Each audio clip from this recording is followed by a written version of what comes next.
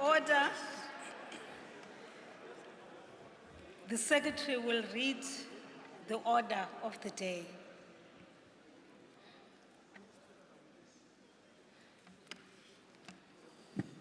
Reply by the President to debate on State of the Nation address.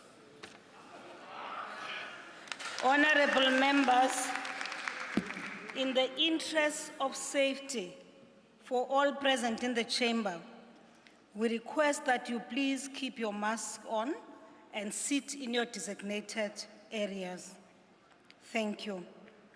I now call upon the Honorable the President.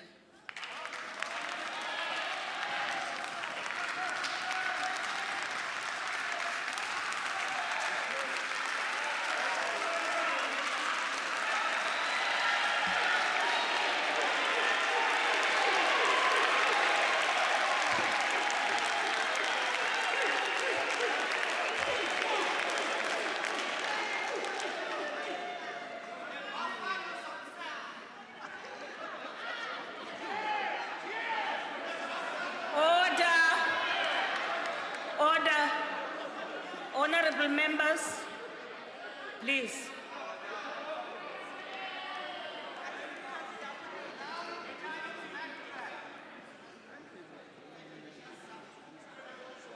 Speaker of the National Assembly, Ms. Nosiviwe Mapisa Makula, Chairperson of the National Council of Provinces, But Amos Masondo, Deputy President of the Republic, David Dabede Mabuza, Honorable Ministers and Honorable Deputy Ministers, Honorable Members, representatives of local government as in Salga, and all those who are present. Let me start off by thanking you, Honorable Speaker and Honorable Chairperson of the Council of Provinces, for allowing me to participate in the debate on the virtual platform. It enabled me to listen very carefully and to take copious notes of some of the issues that were being raised here. So I want to thank you for that. Di dobe ndilibuwe na bathu bote beba amba hapa nuni. Ka zote zezo ambiwa ndichivula parlamente ndialibuwa ngauri ndi bathu banji beba amba ndilibuwa zote zwivi na zwibuya zezo ambiwa hapa nuni.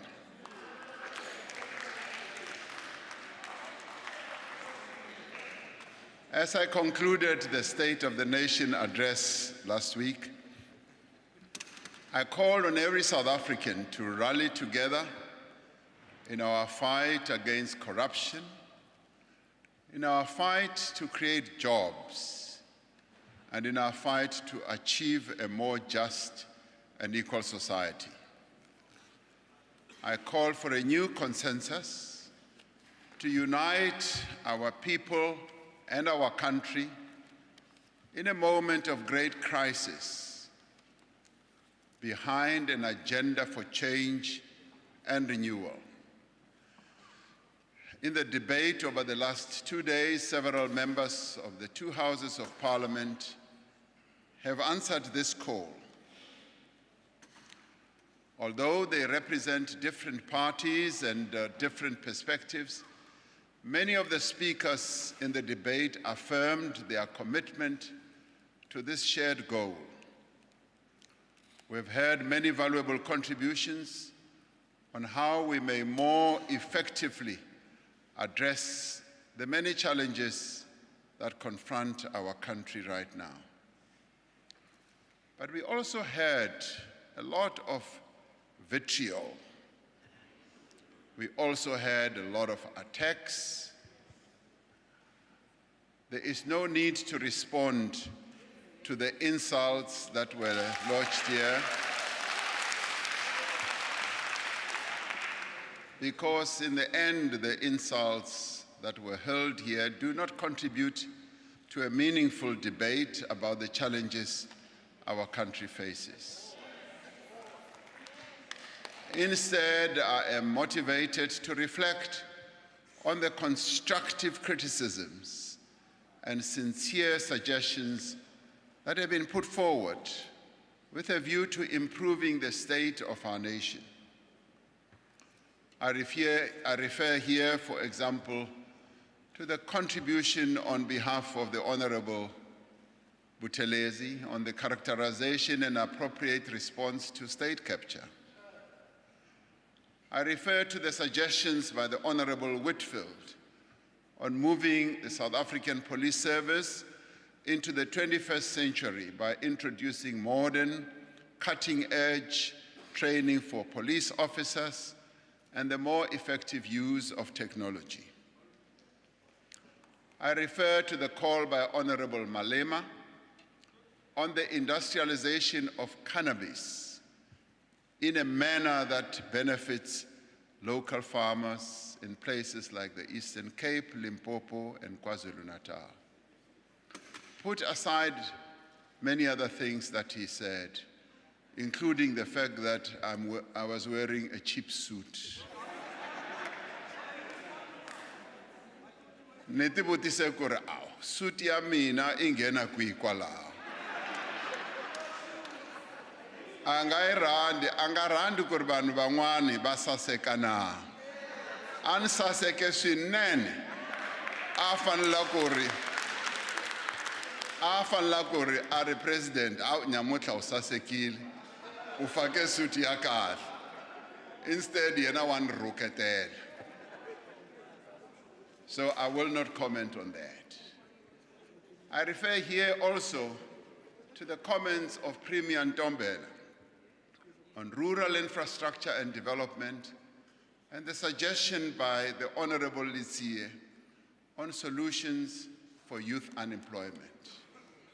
Another example of valuable suggestions were those made by the Honorable Nodada on the prioritization of reading, writing, language, and numeracy in the foundation phase, and on ways of assisting those learners that have dropped out of school.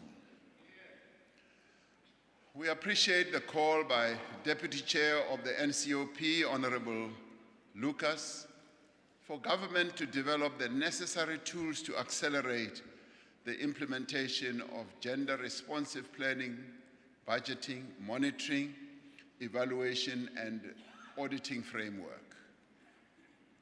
And we agree with the Honorable Heron that whilst other people want to move offshore because of the many challenges that we face, there is still room for opportunity for many South Africans here in this beautiful country. The Honorable Hlengwa makes an important point that since all development is local, municipalities should be empowered through increased budget allocations to meet the demands of development. Now, these are some of the contributions that have made this debate worthwhile, and I expect that ministers, in addition to the many issues that were raised by ministers who are responsible for government work on this platform, and I also expect that government officials will have taken note of the many issues, suggestions, and criticisms that were raised during this debate. So I thank you all for all the inputs that you have made. In the end, the criticisms, the inputs will in the end make us a lot better than what we are. And I don't know about the insults, what they will do, but it's okay.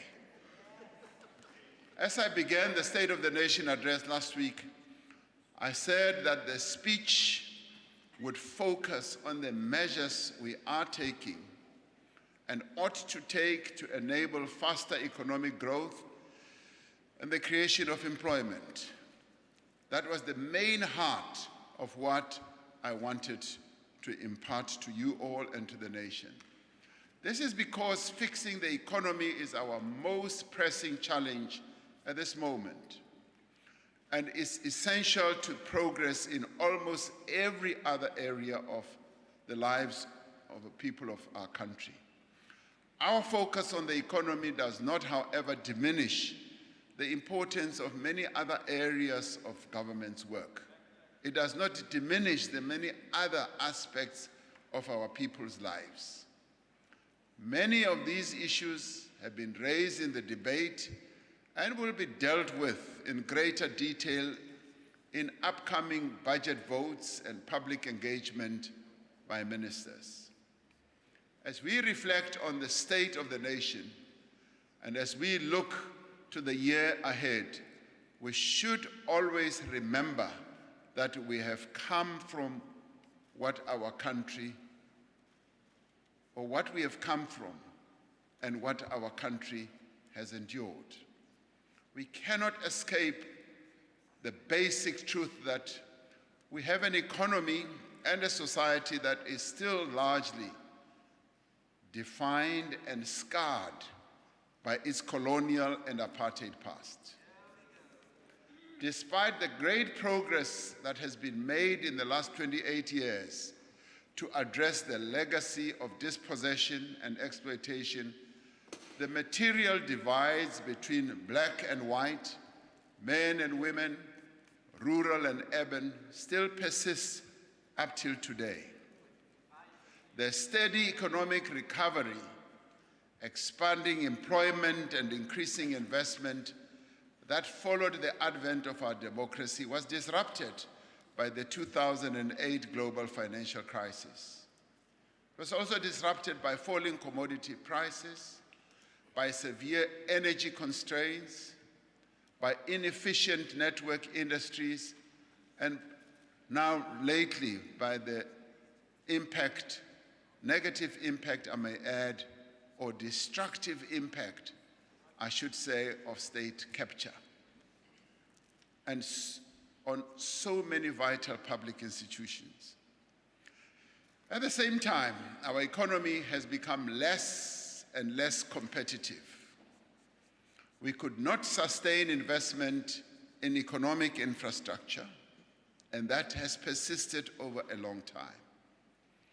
As public spending rapidly increased, the benefits of increased spending declined to a point where the cost of servicing our debt has been crowding out our social spending.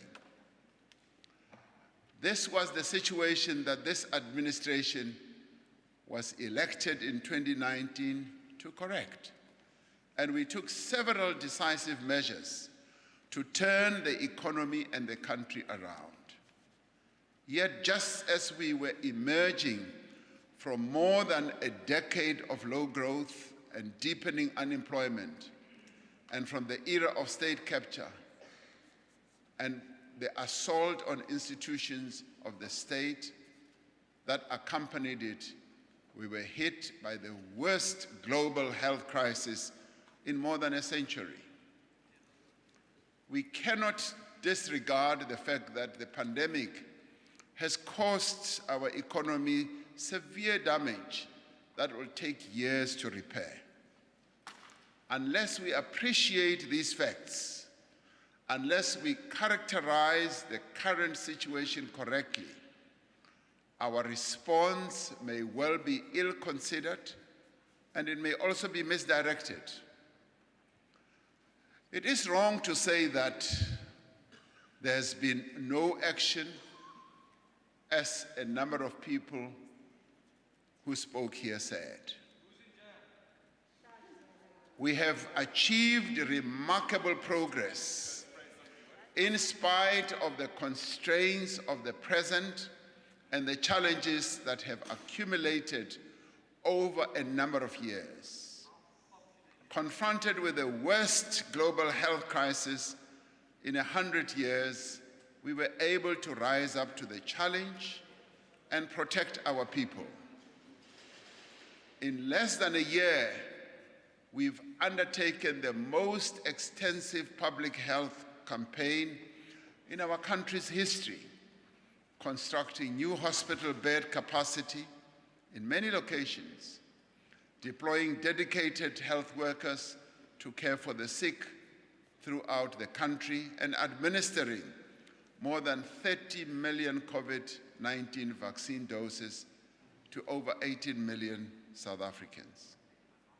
At the beginning of the pandemic, we increased social grant payments, and within the space of only a few weeks, established a brand new grant that initially reached 6 million South Africans and now reaches some 10 million South Africans.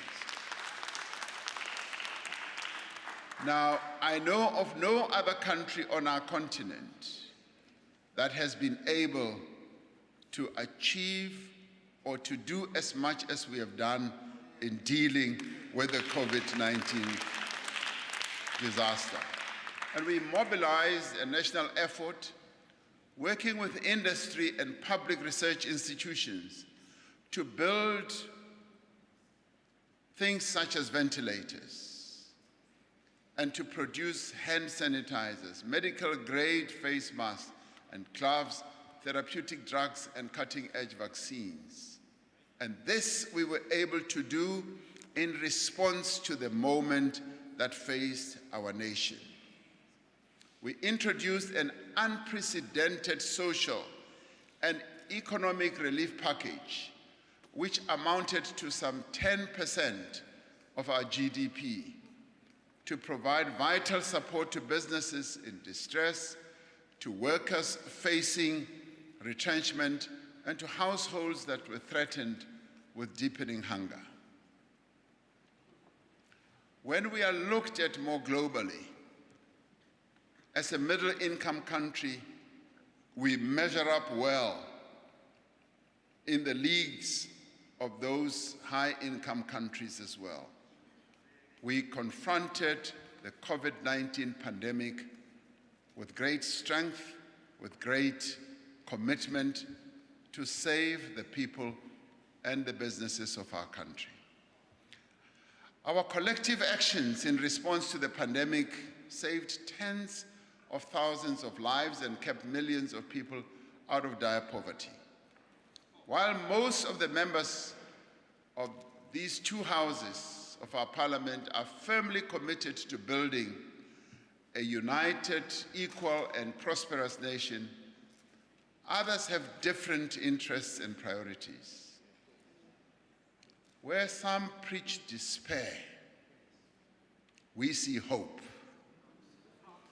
We see that hope in the 10 million people who now receive the social relief of distress grant. We see it in the new work and livelihood opportunities created by the initiatives that we have taken, including the presidential employment stimulus, that will soon reach over 1 million people. We see hope in the bridges that are being built so that children can go safely to school. We see it in the sector master plans that are driving new investment, which creates new jobs and the revival of key industries in our country. That is what progress looks like. It's not doom and doom and doom and no action. Where some create doubt, we see renewed confidence. We see it in the most significant reform of our energy system in nearly a century, creating conditions for cheaper, for cleaner, and more plentiful electricity.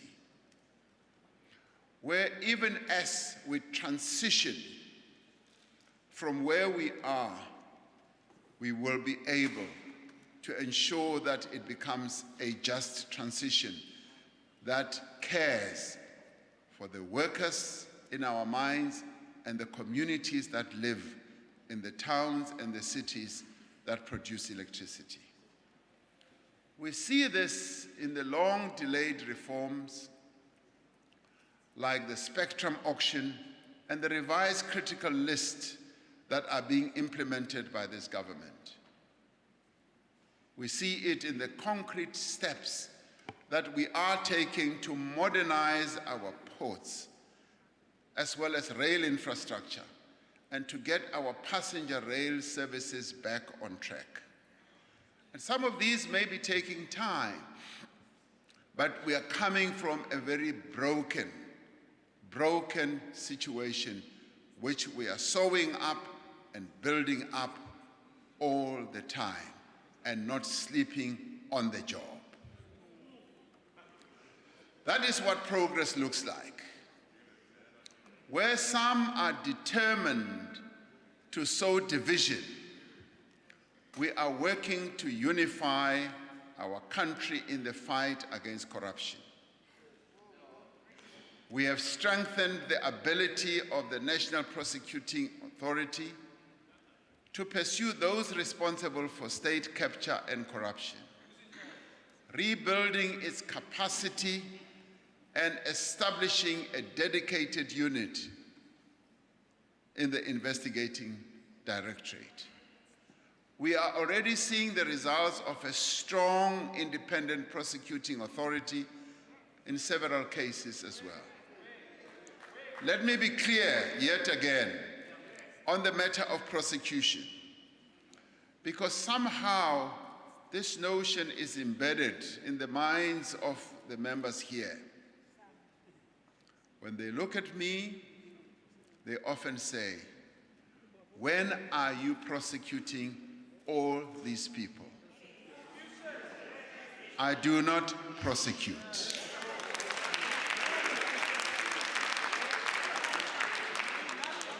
I'd like to make it very clear, and some even suggest that the president may be using the prosecutorial agencies against those that they perceive as what they call my opponents or enemies. It is not within the power of the president, and it shouldn't be within the power of the president to initiate criminal proceedings against anyone. And I have said this repeatedly, both here and elsewhere, that I am not the one who initiates criminal proceedings. That is the sole responsibility of the relevant director of public prosecutions. It is important that I state this so that this thought and notion that is embedded in our heads should begin to melt away. Our task as the executive is to capacitate the NPA and make sure that it has all the resources that it needs to prosecute wrongdoing as an independent authority. That's all. As government, we have supported State Capture, the Commission, to complete its work and enable the Commission to share vast amounts of information with the investigators and prosecutors. And we signed regulations to that effect. We are taking disciplinary action against government officials implicated in procurement irregularities and have started to recover billions in looted funds. Now, this hasn't often been done in the past, but it is happening now. We have put in place capable leadership at previously captured state-owned entities and public institutions and have reversed. You may care to listen first. And have reversed the decay in SARS, at the PIC, in ESCOM, Transnet, and many others. You may not agree, but that's precisely what we've been doing. That, to me, is what progress looks like.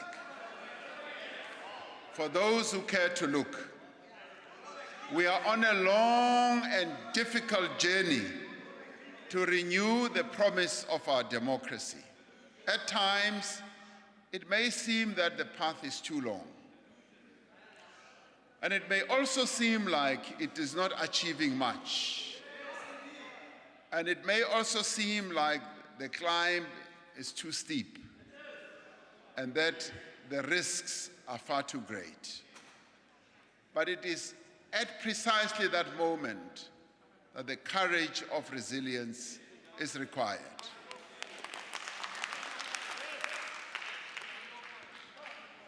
Even though we disagree in this House, across society there is broad agreement that as we grow the economy, create employment and fight poverty and hunger, no person should be left behind.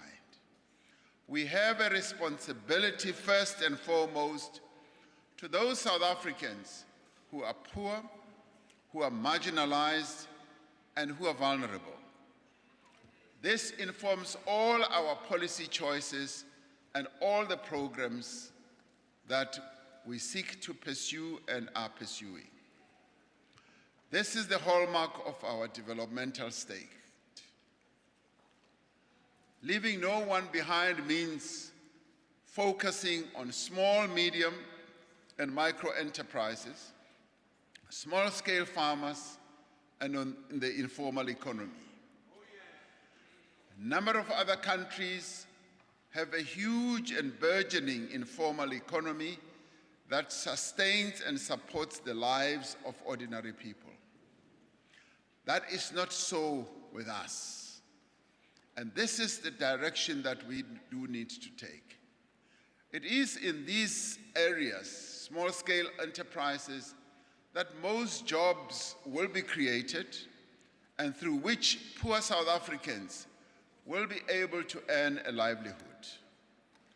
We are removing constraints in the establishment and growth of these businesses and providing them with also access to finance and skills and various capabilities.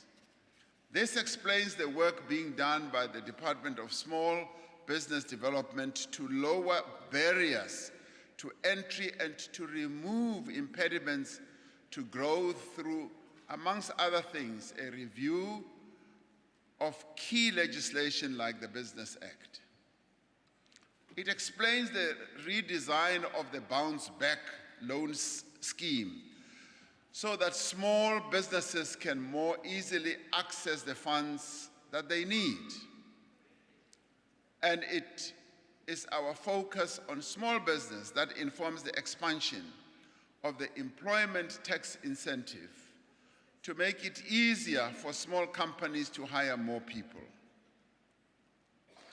As you recall, this initiative was launched to make it easier for firms and companies to hire young people. It has done extremely well, and it is to this effect that the Minister of Finance will speak about it when he presents his budget. The work that is underway to reduce red tape will have benefits for companies of all sizes, unleashing investment and growth. And the establishment of a team in the presidency to tackle red tape, which will be headed by Siphonkos, is similar to initiatives taken by governments around the world. It is located in the presidency because red tape is not found only in the department and in one department rather. And there is no single department that can tackle red tape on its own. Not only does red tape increase the cost of doing business, but it also constrains South Africans in their everyday lives and in many of their interactions with government. Whether it is a matter of getting a building permit, I waited for 3 years and more to get a building permit to extend a room by 4 meters. And that in itself was a constraint. A title deed, when people wait for title deeds, we need to find out exactly what it is that makes the system come up with the impediments. People wait for years for things such as water licenses. They wait for years because of the bureaucratic inefficiency that has become embedded in our system. And I'm pleased to have heard that either the Western Cape or Cape Town also has a red tape unit. Now we will be able to compare notes to see how best that works. We are going to compare notes. We are already comparing notes with what happens in other countries. Countries that have been able to reduce red tape, regulatory impediments, countries that are now rolling out the red carpet instead of red tape to those who would want to move on with a number of initiatives, whether business-related or just personal initiatives that they embark on.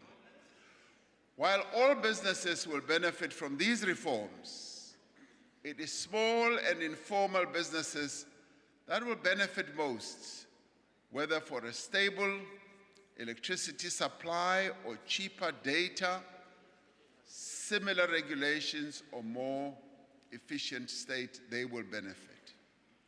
But in the end, it is going to be our people who will benefit the most. Because through this unit, we will be able to focus on areas that our people find as huge constraints that form roadblocks to the progress of their own lives. Our commitment to the transformation of the economy so it benefits all South Africans is unwavering. We will not abandon our commitment to the protection of workers, to supporting and growing black business, and to affirming black people and women in the workplace. We will not abandon our support for the poor and working class, nor our commitment to build a more just and equal society. As this government, we are quite clear about where our policies come from. Our policies did not form over a few months or a few years, but are defined by a constant progressive thread that spans over decades. The program of action that are outlined in the State of the Nation is founded on seminal documents like the Freedom Charter, the Ready to Govern document, the Reconstruction, the RDP program, as well as the National Development Plan. As this government, we are quite clear on what our mandate is. We have a manifesto for which the people of this country demonstrated overwhelming support. That is a bold and coherent plan to achieve a better life for all. Now, my call for a new consensus for change and renewal is informed by the challenges of the present and is also guided by the strength of the electoral mandate we got in 2019. The focus on job creation, which are outlined in SONA, has given rise to a useful debate across society on the relative roles of the state and the private sector in fostering economic growth and creating employment. And I've rather enjoyed listening to different voices talking about this concept. And in many ways, it was about time that as South Africans, we engage in this debate. Some speakers have taken a crude and self-serving approach to a complex issue. But for the most part, commentators have engaged meaningfully with one of the most important questions facing our country today.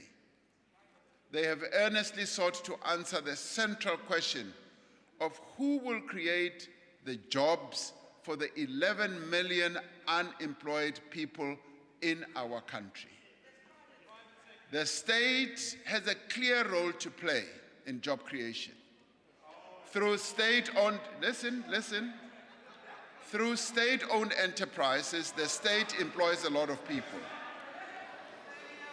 Through public employment programs, which I spoke about, the state employs people. Through the impact of its industrial policy, through the implementation of its competition policy, through infrastructure investment, and indeed, through the employment of public service itself. The reality, listen first. The reality in our country, as in most other countries, this is now the stark reality, is that the private sector creates most of the jobs. Now, the private sector in our own country, the private sector creates 3/4 of South Africa's workers' jobs and accounts for over 2/3 of investment and research and development expenditure. In South Africa, the number of people employed in the public sector increased from 1.9 million in 2002 to 2.8 million in 2017. That's quite a sizable increase. Over the same period, the number, now this is facing the reality of our situation. Over the same period, the number of people employed in the private sector increased from 8.2 million to 13.5 million. Now, South Africa is not alone in seeking to rapidly expand our productive capacity by unleashing the potential of the private sector. What we're seeking to do is to do what we have often said. We want to crowd in the private sector so that they can let go of these monies that they hold so that they can create jobs. And we want to continue creating that conducive environment so that they do create the jobs. One just needs to look, for example, at the approach taken by China under Deng Xiaoping. Now, I read quite a lot of the things that Deng Xiaoping did. His experience was to mobilize when he began to change China and modernize it. Deng Xiaoping embarked on a process of mobilizing capital, private capital at that, to promote private enterprise to meet the country's developmental needs.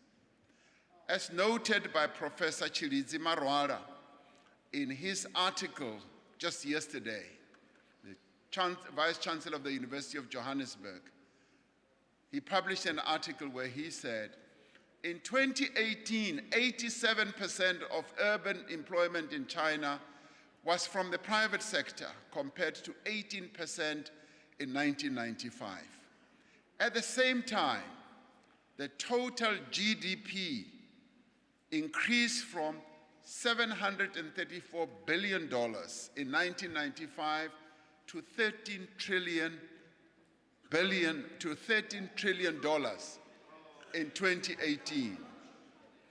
We therefore do not accept that we must make a choice between a developmental state that drives economic and social transformation and a vibrant, expanding private sector that fuels growth and employment. We do not agree that by recognizing the role of business in creating employment, that we diminish the central role of the state in coordinating, planning, and guiding the development of the economy. Now, it is evident from the program that I outlined in SONA, we envisage both a developmental state and a dynamic and agile private sector which work together and complement each other. And this is precisely the policy approach of the African National Congress for a mixed economy. This is what we mean. This is what we mean when we talk about a mixed economy that draws on the resources, but that also draws on the strengths and the capabilities of both public and private sectors. Now, if you have both working together, they may continue to be sworn enemies, but if you have both working together to an agreed goal, then you're then able to grow your economy. This is precisely how other countries like China, which was quoted ad nauseum by Honorable Shivambu, was able to grow and to be the gigantic power that it is today, to a point where ICBC, the biggest bank in the world, is now listed on the New York Stock Exchange. And it is still, yes, owned by government, but they brought in the private sector and floated their shares on the New York Stock Exchange so that ICBC can grow. And the same applies to China Mobile, the largest mobile telephone company in the world. They followed exactly the same trajectory. Deng Xiaoping said it does not matter whether a cat is black or white as long as it catches mice. And that is what we should start looking at. Leaving no one behind means expanding opportunities for young people in our country, expanding opportunities for women, but also for people living with disabilities, so that they can participate more meaningfully in the economy. We are focusing on the economic empowerment of the women of our country. Now, had we not been stopped, or diverted rather, by COVID-19 when we were chair of the AU, we would have wanted to see this women empowerment program being expanded throughout the continent, not that it is not being done. Not only is this an important part of the fight against gender-based violence, it is also a fundamental matter of social justice and essential if our economy is to draw on the potential of all our people. We are determined to make greater progress on the decision to set aside at least 40% of government procurement for women-owned and run businesses. This is what we want to see happening. This year, we will ratify the African Union Protocol on the rights of persons with disabilities, which, amongst other things, includes the right to work. It places a responsibility on government to promote opportunities for people with disabilities to initiate self-employment, entrepreneurship, and so that they are able to have access to financial services as well. The Employment Equity Amendment Bill has been tabled in Parliament to regulate the setting of sector-specific targets for representation of Black people, women, and persons with disabilities. Leaving no one behind means supporting those who are unemployed. One of the most important successes of the Economic Reconstruction and Recovery Plan is the presidential employment stimulus, as well as the number of reforms, structural reforms that we have embarked upon. As I reported in SONA, this initiative has provided work and livelihoods opportunities for over 850,000 people in the 16 months since its establishment. This program is making a real difference in the lives of many in our society whose potential would otherwise be lost to unemployment. It includes the more than 100,000 small-scale farmers who have received vouchers to expand their production. Honorable Singh spoke about this yesterday when he said that the halt that had been put to this program should now be restarted so that it can continue contributing positively, because he is one of those who has seen the impact that it is having, particularly in the rural areas in the various provinces.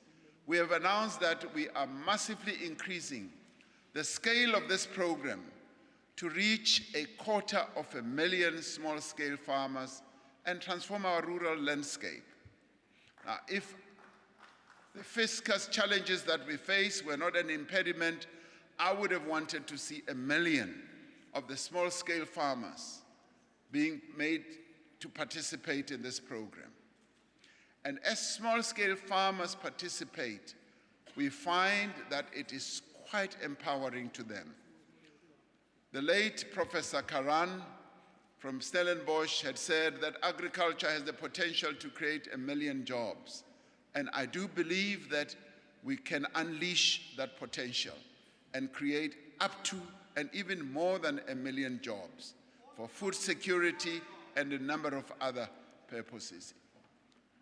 This whole program, the presidential stimulus program, includes the artists, the musicians, and film producers. And Minister Mthethwa will talk about that when he presents his budget votes. Now, these are the people who have received grant funding to continue their work, and the museums and cultural institutions that have been saved from closure. It includes the many thousands of people who have been employed to build and maintain rural roads. Honorable Shibambu says that we're talking about pavements. I want to take you around the many areas, not only where I went in Limpopo, the many areas in our country where rural roads are being paved. And we now want to move to the industrialization aspect, where the bricks are made right in the villages where our people live, so that they can pave their own areas. Now, if you fly around the country and see the mud roads in our country, you will have belief that as we pave our roads, we are not paving pavements. We are paving roads which enable our people to walk and to drive on. Now, this is an enabling process, and it enables our people to take their products, to take their services to markets. And it also includes young people whom we are helping to access opportunities through the Presidential Youth Employment Intervention. We have implemented these programs and continue to do so. Now, what gives me pride about these programs is that they were done within a short space of time, right across the country, and as they were being done, There were no middle people, men and women. There was no corruption in the implementation of these programs, and they have impacted on the lives of those that were targeted for these programs. And much as we face severe fiscal constraints because of the challenges that we have, these programs are making an impact, and they are also yielding economic value for those who participate in them. If we had more resources available, we would scale up all these initiatives, and we would be able to reach more unemployed people. Now, of course, what we would prefer to see is to see less and less employed people, but more and more people productively involved and participating in economic activity in our country, either through programs in the public sector or programs in the private sector. Through these and other measures, we are supporting the dreams of millions of young people, and even in the most difficult of conditions, finding opportunities for them to succeed and to be economically active. It is worth noting that this program is being coordinated from the presidency, bringing together 14 government departments to implement the largest and fastest expansion of public employment in our country's history, where we have gotten rid of silo work mentality, where departments work together, being properly and effectively being coordinated, yes, at the center of government, which happens to be the presidency. Now, this is not the work of a bloated presidency. No, it isn't the work of a bloated presidency. And it is not a parallel state that some people say is being set up. It is a presidency that is at work to drive a coherent and effective program of action across government. Now, this is a government elected by the people, for the people, and which carries the trust of the people of our country. This is a government that remains united around a common goal and program of action that will not be deflected or diverted from its course because of statements like it is a bloated presidency. I preside over a cabinet of ministers that are committed to their responsibilities, ministers in whom I have the greatest confidence as president. And more importantly, I'll wait until you want to listen. And more importantly, in whom the people of our country also have confidence and the highest expectations. Now, honorable members, leaving no one behind means, and in this time round, we mean it when we say leaving no one behind. It means expanding social protection to reach those who are in need. While we have focused in this sauna on growth and employment, millions of South Africans face the immediate challenge of feeding themselves and their families. It is estimated that food poverty affects some 5.5 million households. Without monthly grants for children, the elderly, and persons with disabilities, many South Africans would face destitution. We know that grants have provided an effective system for income redistribution and poverty alleviation in a society with unacceptable levels of inequality and unemployment. Given the scale of unemployment and the impact of the pandemic, the interventions we are undertaking to create jobs will take many years to reach the 11 million South Africans who are unemployed. We are, as we said, extending the 350 Rand Social Relief of Distress Grant for another year, precisely to reach those people who are unemployed and to stave off hunger. We are doing this within a fiscal environment that has been badly worsened by the pandemic. And we do need to do so while making sure that we do not further weaken our macroeconomic position and that we do not allow our debt service costs to further crowd out social spending. The Minister of Finance will elaborate on this when he presents his budget next week. And he will paint the full picture of what servicing our debt does to our budget and what we need to do. He will outline all that so that we all gain a better appreciation. Some would suggest that it doesn't matter, borrow more money. And some would even say it doesn't matter, even if our debt servicing costs keep burgeoning and going up.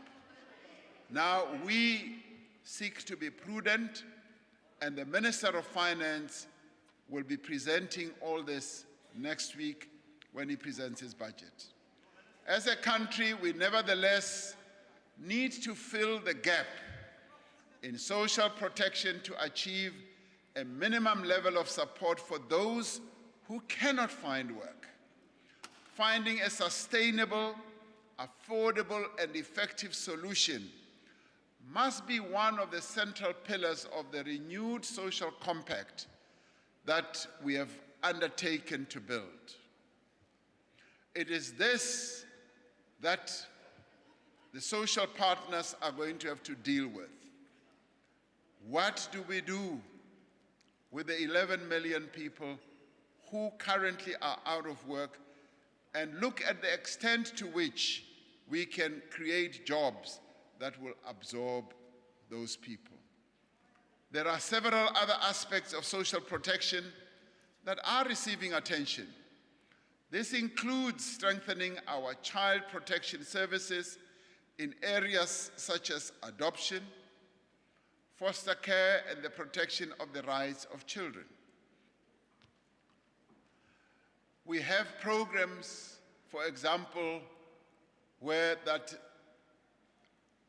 Resiha program is a community-based program to protect orphans, vulnerable children, including those living in child-headed households, and those living and working on the streets. This is all part of our efforts to develop a comprehensive social protection system that in the end leaves no one behind. Leaving no one behind means improving the quality of our education system as well. To achieve the transformation of our economy in the long run, we must improve our education outcomes. It starts with early childhood development. The Presidential Employment Stimulus has provided support to close on to 60,000 early childhood development practitioners that were affected by the pandemic. With the transfer of responsibility for ECD into the Department of Basic Education, we are now better able to manage the transition from early childhood development into preschool and into schooling. There is significant work underway to strengthen basic education through addressing the school infrastructure backlog, which Minister Motshekga will also speak about in her budget vote. We are also focusing on the training and equipping of teachers to promote early grade reading and bringing new teachers into the system through the Funza Rushaka program. The appointment of over 500,000 young people as education assistants in over 22,000 schools around the country has been welcomed by teachers, by school management, parents, as a valuable contribution to the quality of learning and teaching. And this we've been able to do just within the past year.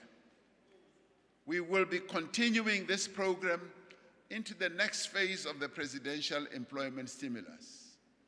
The expansion of access to higher education is a great achievement that will benefit the economy and our country for many years to come. Together with the work being done to strengthen basic education, the growth of post-school education will ignite the skills revolution that we have so often spoken about. And Minister Nzimande will also speak about that more when he presents his budget vote. Importantly, this skills revolution will have the greatest impact on children from poor and working class families, helping to break the cycle of poverty. To ensure that skills training is linked directly to the demand in the economy, we are pioneering a fundamentally different approach to skills development for unemployed youth. This approach links the payment for training beyond the placement of candidates in a job opportunity.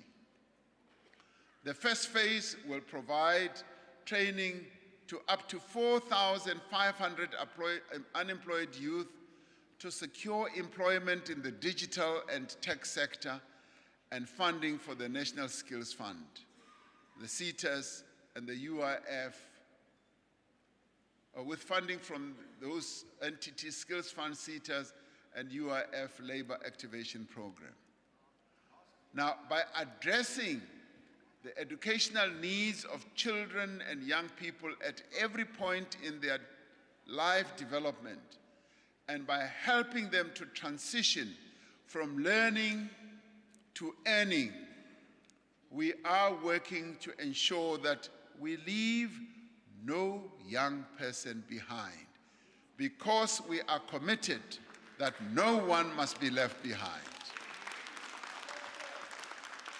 Now, across the world, the pandemic has severely damaged economies, undermined livelihoods, and set back human development by many, many years.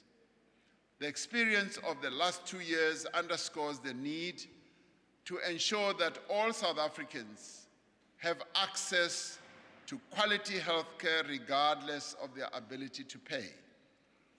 Now, the massive inequality in access to quality health care is one of the greatest constraints on social and economic progress. COVID-19 has required the diversion of significant health resources. As a result, we have not paid sufficient attention to other public health crises affecting our people. We are still in the midst of an AIDS pandemic. Our country has the largest number of people living with HIV in the world. We are far behind other countries in achieving our testing and treatment targets. We must and we will accelerate the implementation of this program to save lives. Just as we drew on the experience on our HIV program to respond to COVID-19, we can now draw on our experience of managing COVID-19 to strengthen our HIV response. And in the same way that South Africans have had to adopt safe hygiene practices to prevent COVID infection, we must encourage similar discipline in pursuing healthy lifestyles to minimize the prevalence of diseases such as diabetes and hypertension as well. In advancing the health and well-being of South Africans, we must do everything we can to ensure, once again, that no one is left behind. Every person in this country has a right to be safe and to feel safe. The murder and rape of women by men,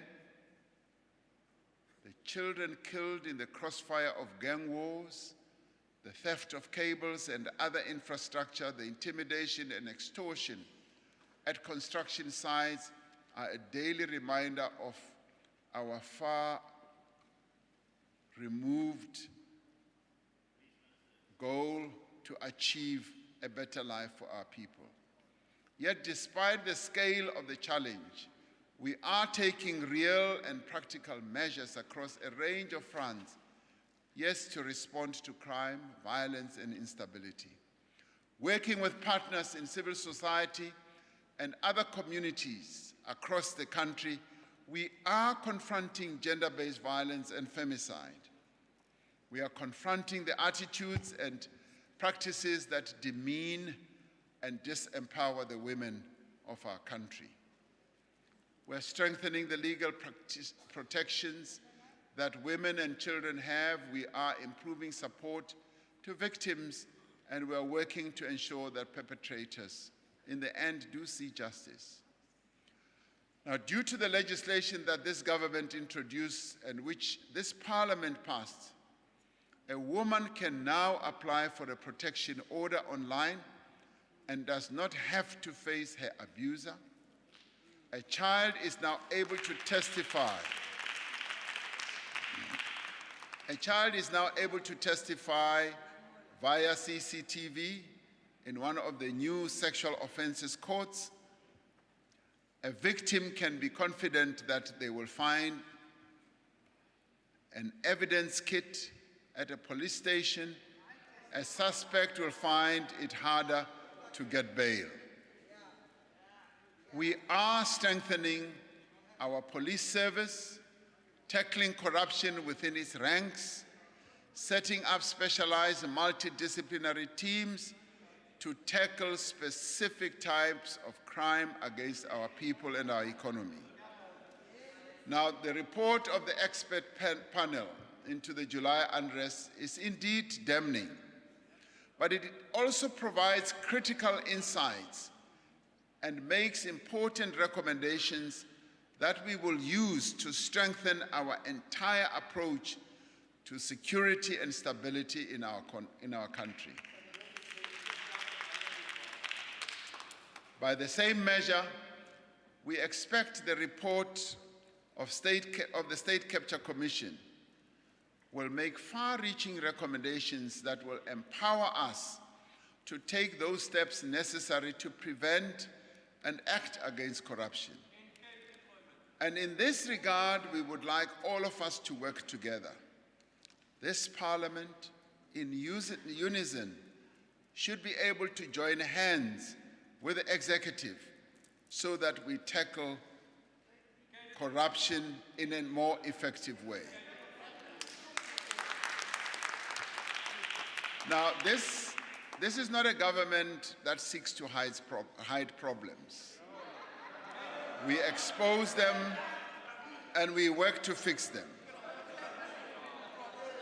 Our principled commitment to equality and justice extends beyond our borders. Through all our international engagements, in our relations with other countries, and in our participation in international fora, we continue to work for a more just and equitable global order. We continue to advance the interests and needs of poorer countries, particularly on the African continent, and ensure that they are properly represented in all multilateral institutions. We continue to work with our neighbors to promote peace, stability, and development That is why we are supporting SADC's efforts to deal with the insurgency in Mozambique, in the Cabo Delgado province, and ongoing assistance to Eswatini and Lesotho to resolve political challenges that they are facing. We cannot accept that there are still people in the 21st century that continue to languish under colonial occupation. Our support for the self-determination of the peoples of Palestine and Western Sahara remains a central pillar of our work towards a just and equal, peaceful world order.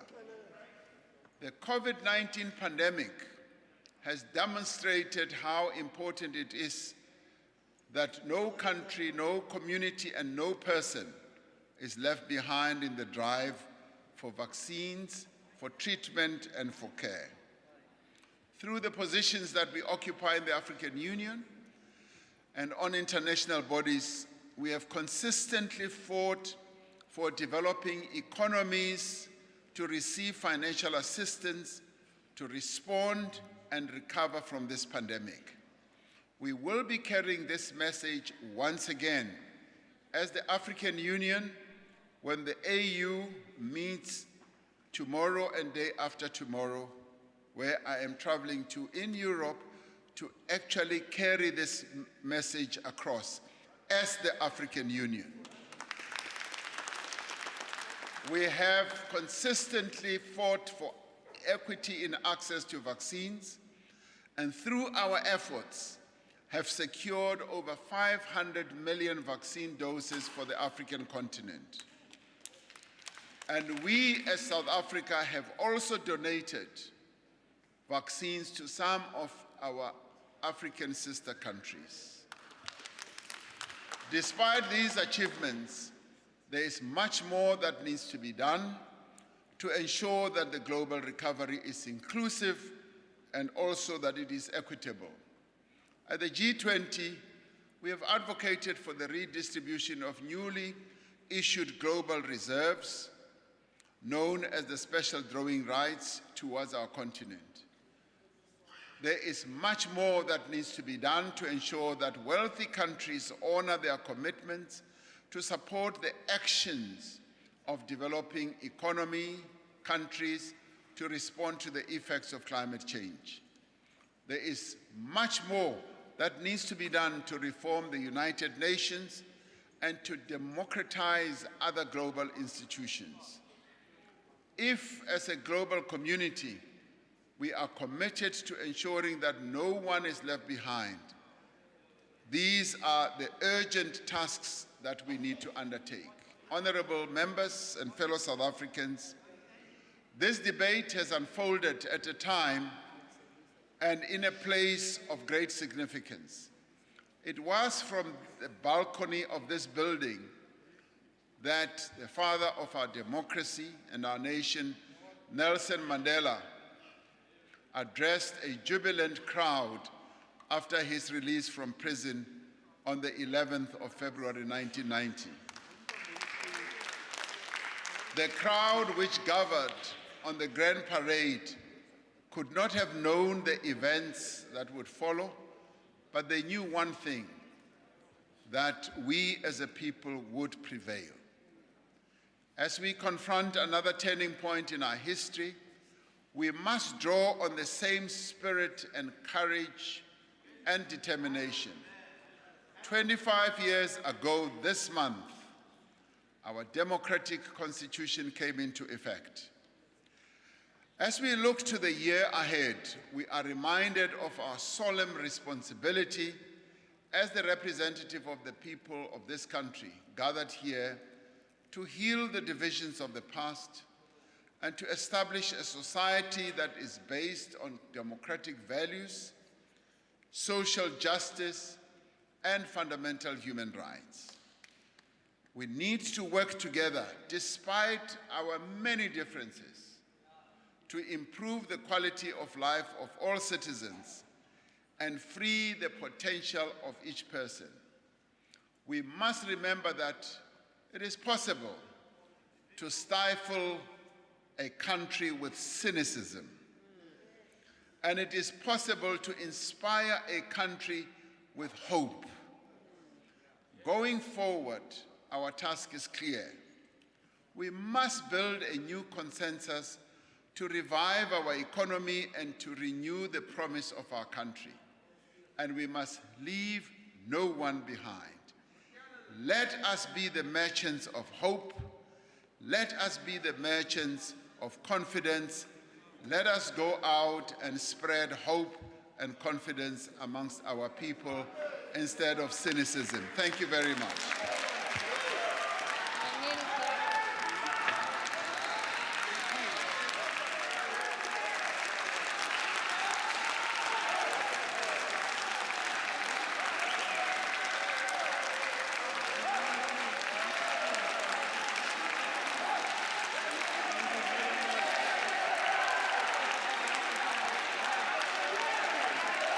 Thank you very much. At this point, I take the opportunity to thank the Honorable President for his address and response. That, honorable members,